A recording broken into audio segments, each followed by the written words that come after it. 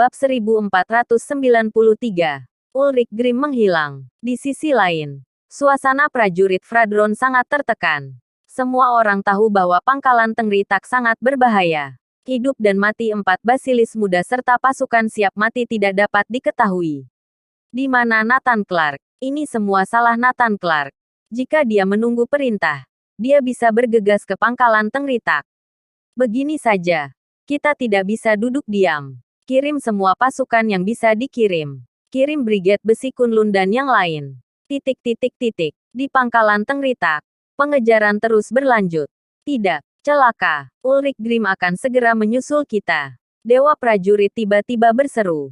Karena dia melihat gelombang udara panjang datang dari pangkalan Tengritak di belakangnya.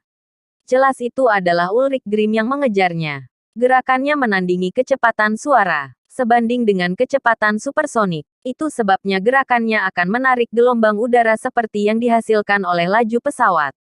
Tidak bisa. Kesenjangan kekuatan kita dan Ulrich Grimm terlalu besar. Cepat atau lambat kita akan terkejar. Teriak Fargilo. Putus asa. Keputusasaan yang mendalam mengguncang hati setiap orang. Terkejar oleh Ulrich Grimm. Hanya ada satu kemungkinan mati. Mereka tidak mau mati. Mereka telah berlatih selama puluhan tahun dalam pengasingan untuk memiliki masa depan yang cerah. Jangan sampai berakhir di awal langkah mereka. Mereka adalah murid dari 4 basilis Neslandia. Jika mereka terbunuh seperti ini, reputasi mereka akan hancur. Setiap orang ingin hidup dan takut mati. Jadi mereka melarikan diri seperti orang gila. Mereka bahkan menyesali mengapa tidak membawa lebih banyak pasukan siap mati. Bukankah lebih baik membawa 2 atau 3.000, 4 atau 5.000?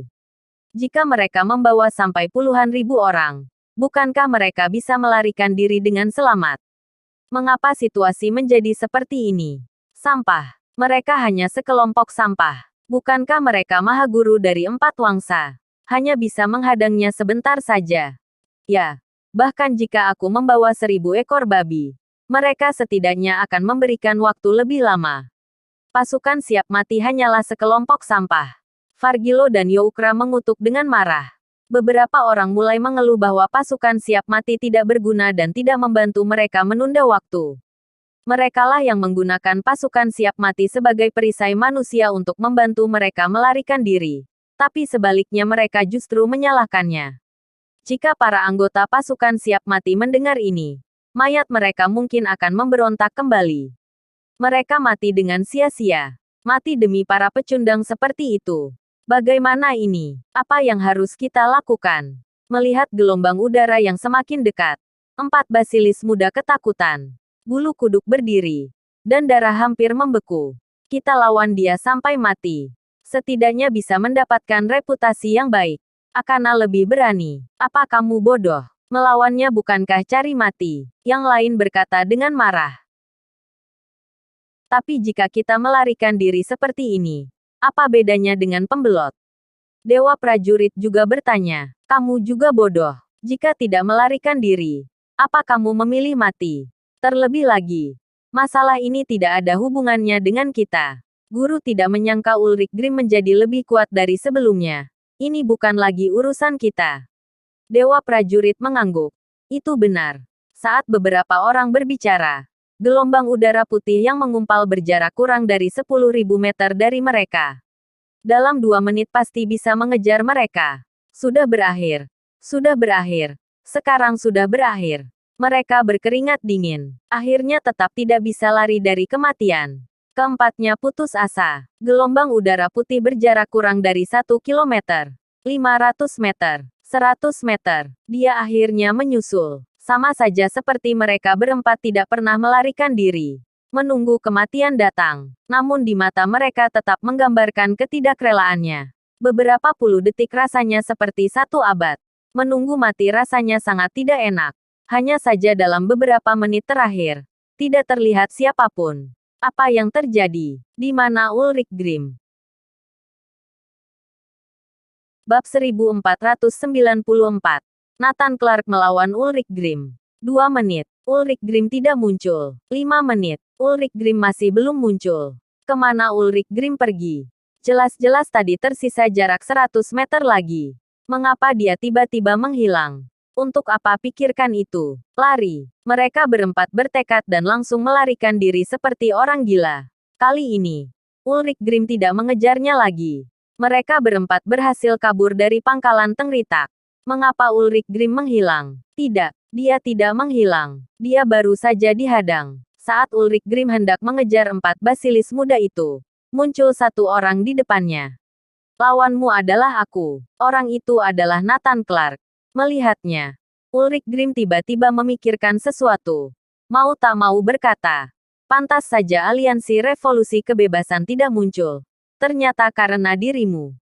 Nathan tersenyum. Benar, aku yang membunuh mereka semua. Setelah Nathan memimpin 30 orang lebih pasukan siap mati ke pangkalan Tengritak, dia tidak berdiam diri. Selama pertempuran sengit antara 4 basilis muda dan Ulrich Grimm, mereka menghabisi semua master aliansi revolusi kebebasan yang bersiap di sisi lain. Naga Hitam adalah orang yang berhati-hati.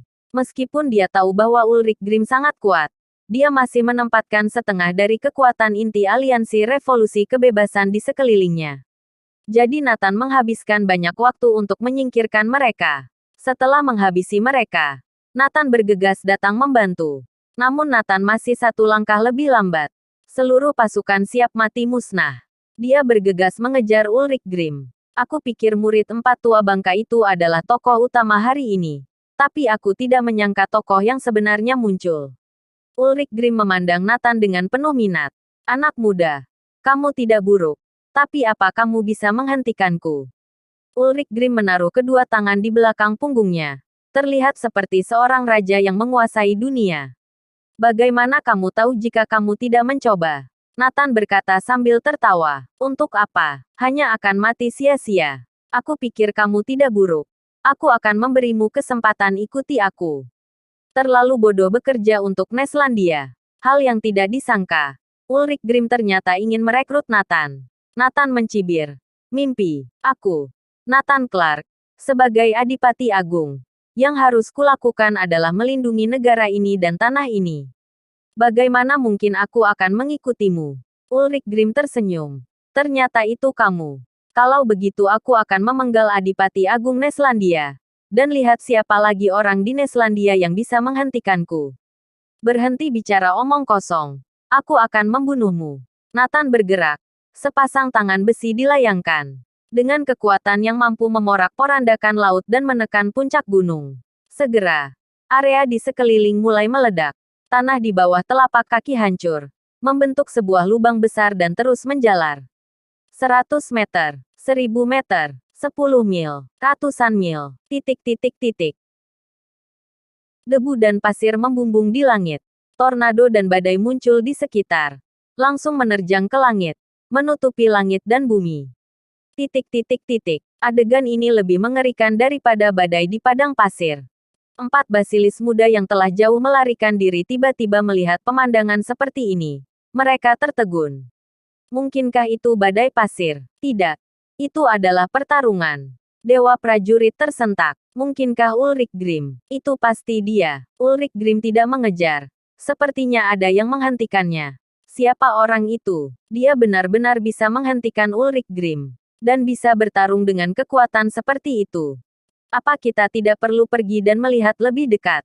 Mereka berhenti dan mengamati diam-diam. Di tengah medan perang, ketika Ulrich Grimm melihat tinju Nathan memiliki kekuatan seperti itu, sesaat dia terkejut. Kemudian dia tertawa kencang dan berkata, hahaha, bagus.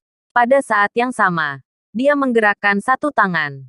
Debu mulai menjauh di depannya, membentuk dinding untuk menahan tinju Nathan. Bersambung.